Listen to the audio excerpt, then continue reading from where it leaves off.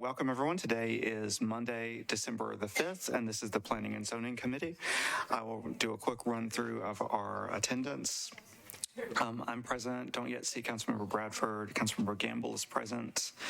Councilmember O'Connell is present. Vice Chair Rutherford is present. Councilmember Van Rees is present, and Councilmember Welsh is present. So that does give us a quorum for now, and if other members are able to join us shortly, I'll mark them present as well. We have a brief agenda, relatively speaking, and all but one item I have marked for consent, but if anyone wishes to pull anything from consent, let me know. The items that I have on our consent agenda are item number 1, Ordinance Bill 2022-1469, item number 3, BL 2022-1575, item number 4, BL 2022-1576, item number 5, BL 2022-1577. Item number 6, Ordinance BL 2022-1061. Item 7, Ordinance BL 2022-1062. And item number 8, BL 2022-1433. Does anyone wish to pull any of these items off of the consent agenda? Seeing none, I'll go ahead and read all those captions, and then that will just leave us with one item if everything stays on track. So the consent agenda includes item number 1, Ordinance BL 2022-1469 as amended. The sponsor is Councilmember Cash, amends the Metro Code of Laws by amending the Primrose Neighborhood Urban Design Overlay to clarify several defining characteristics of the neighborhood for various properties starting at the corner of Brightwood Avenue and Primrose Avenue. And Councilmember Cash, just want to be sure, was there a substitute or anything on this one, or is this good to go? We've already added. It's already approved. Just want to be sure. Okay, thank you. Item number 3, Ordinance Bill 2022-1575. The sponsors are Councilmembers Van Rees, Withers, and Pulley. Authorizes Metro government to accept new sanitary sewer main and sanitary sewer manhole for property located at 211 Walton Lane. Item number 4, Ordinance Bill 2022-1576.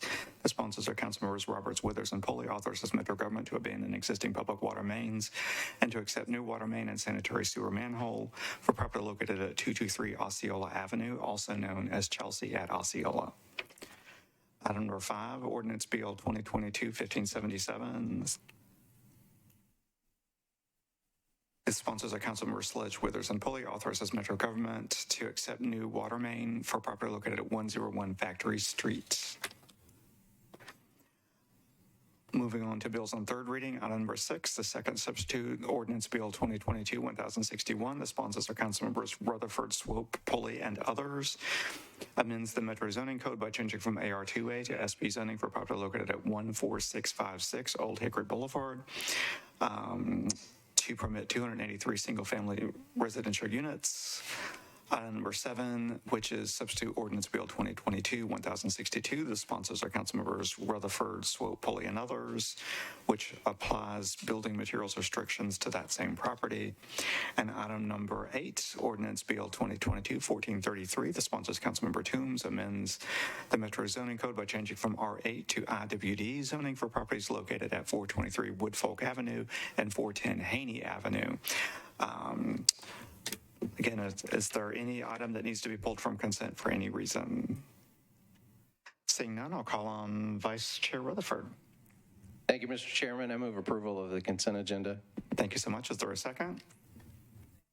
We have a second. Any other discussion? All in favor, please say aye. Any opposed?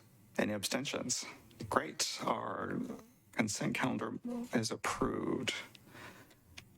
I have 7 in attendance because Councilmember Toombs was able to join us today. Thank you.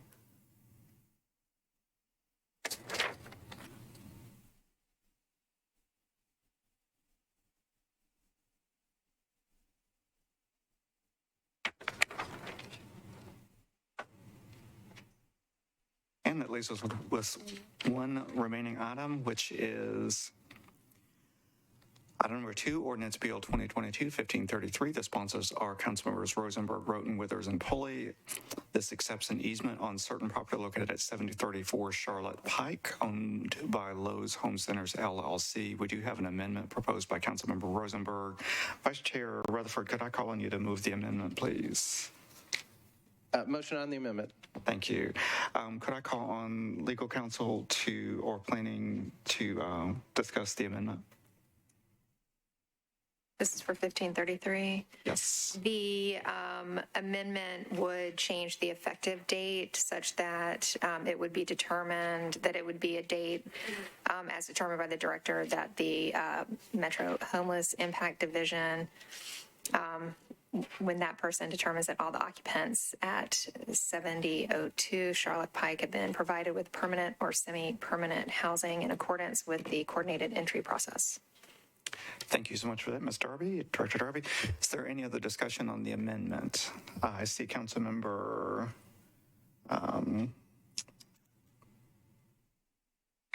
Hauser. Thank you. I'm not on the committee, but I do have a question on this amendment. Could you give us an interpretation regarding the amendment when it says that all people needed to be provided housing? That does not mean they have to accept housing, just that they have been offered it. Is that correct? Or is there no way to interpret it? Because they could just say, well, we don't want to move no matter what. No matter, you could give us the Waldorf story and we don't want to move. Yeah, the language says that they have been provided with permanent or semi-permanent housing, and that could be interpreted to mean that they have been provided with the opportunity for that housing, or that they have been provided that housing. And if it's okay, Councilmember Hauser, I'll go ahead and recognize the administration table. Thank you, Councilmember Hauser, and thank you, Chair. We had that same discussion with the amendment sponsor who recognized that concern. We have submitted to him a tweaked version of it, which would be late filed, but it addresses, it does provide a date so that there's some certainty, the date as of December 6th, if you're an occupant. That would address concerns that if someone weeks from now or months from now came and just set up an encampment there, well, that person hasn't been provided housing, so that would delay implementation. Also wanted to specifically reference the continuum of care encampment strategy, just so we have specified definitions and terms that then we can agree on a month down the road if there are any questions. Emailed that late filed amendment to Councilman Rosenberg, but that was probably 30 minutes ago, and I don't know that he's seen it yet. So you're saying that the language on the amendment does clarify that if they are offered housing, that satisfies it. They don't have to accept it for it to be satisfied. Is that correct? It is. It does clarify that they are offered more than one option, not just a single option, but more than one option, so that they have a choice. Thank you. Go ahead. Thank you so much for those questions, Councilmember Hauser. Any other questions from committee members or just folks who are present while we're talking on this one? Seeing no other discussion, can I call on Councilmember Rutherford?